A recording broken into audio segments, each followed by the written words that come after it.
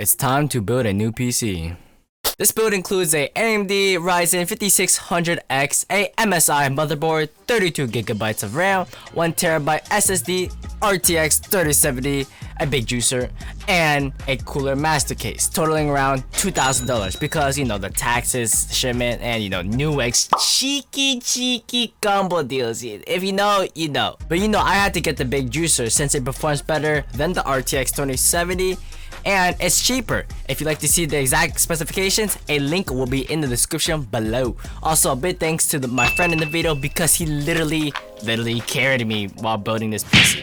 I did 1%. So first things first, the motherboard. We'll be using the box as our base for the build. We then install the CPU, which is, you know, the Ryzen 5600X onto the socket. For this part, all you need to do is match the little triangle on the CPU with the mark on the motherboard and a quick bloop.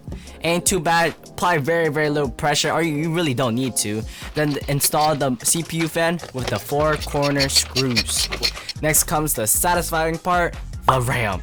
The RAM we'll be using is the T-Force Vulcan 32GB of RAM, and installing it feels nice, you know.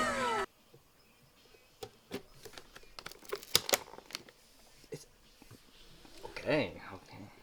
I mean, if you built a PC before or even installed extra RAM, you know RAM feels nice to install. Now for the SSD, I'll be installing a Western Digital 1TB SSD for all those recordings, OnlyFans pictures, documents, and all that juicy stuff. You can't go wrong with 1TB of storage, am I right? I mean, yeah, you can't go wrong with 2 either. Anyways, installing it was very simple. All we had to do, or I should say my friend, was unscrew a screw, put the SSD in place, and then screw the screw that we unscrewed. Yeah. After doing those 3 steps, we move on to installing the motherboard inside the case. It took a few minutes to screw the motherboard because we had to align and to make sure that, you know, if this is the right place to install the back part, or where all the USB ports from the motherboard to go outside the case. You know, that the one part. Yeah. Okay. Now that we're done with the motherboard, we install the power supply. Nothing too complicated here. All you have to do is place the power supply's fan facing the dust filter, and where you place the power supply is just right below the compartment of where the top compartment is. There should be a compartment for your case for the power supply. Finally, the juicer.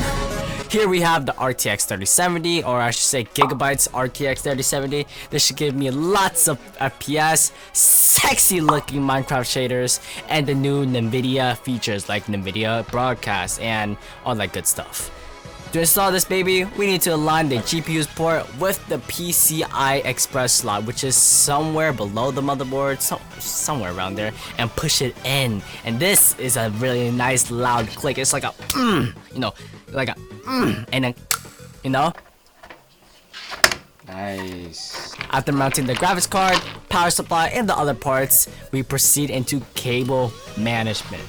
Woo! How fun! Yeah.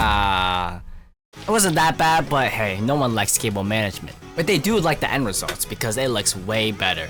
Afterward, we took the plastic off the case, placed the brand new PC in my workplace, set up BIOS, and made some finishing touches in the windows. And I had to re-download all my, you know, Sony Vegas, all that good stuff. And that was a pain. But if you would like to do that an easier way, what I found that, you know, my friend mentioned was that you can do network sharing up with 2 PCs, which is absolutely insane. All you have to do is some like network stuff. Go to your Windows Explorer. There should be a network part, and then just turn on your other PC, get another PC, and share with networks. And yeah. By the way, if you're thinking about building this exact same PC, there will be a PC part picker link in the description below with listing all the parts. I would like to mention that my friend did some Linus Tech Tip, I don't know, magic on their motherboard, because PC part picker mentioned that my motherboard was not compatible with the Ryzen CPU because of how the Ryzen CPU, which is the AMD 5600X, is very new. So, you know, the motherboard wouldn't like know what this new CPU was. So, you know, they had to do some, I don't know what he really did, but just do your research before even building a PC, learning about all that stuff. I'm glad that my friend helped me, so shout outs to everything. Literally carried the team. Or scared himself, bro. And yeah, let's get into the FPS testing. Alright, so what we're gonna do is, these are my settings here, quick settings, textures highs, all that good stuff. All my RTX stuff right here, that should be on boost, don't know why that isn't. Show FPS, unlimited frame rate, boom. Let's see what we're getting. Looking at the sky, we're getting at least 800 FPS, a maximum 800 FPS, which is absolutely insane. Whoa, this game doesn't feel real. I can't. You shouldn't uncap your frames because you might get stutters while playing because your monitor can't support all the frames. Like for me right now, playing right now is just unbelievable. I can't do it. So far with these specs, I'm getting around like 300 frames. Looking at the sky, 500, 600, good stuff, good stuff.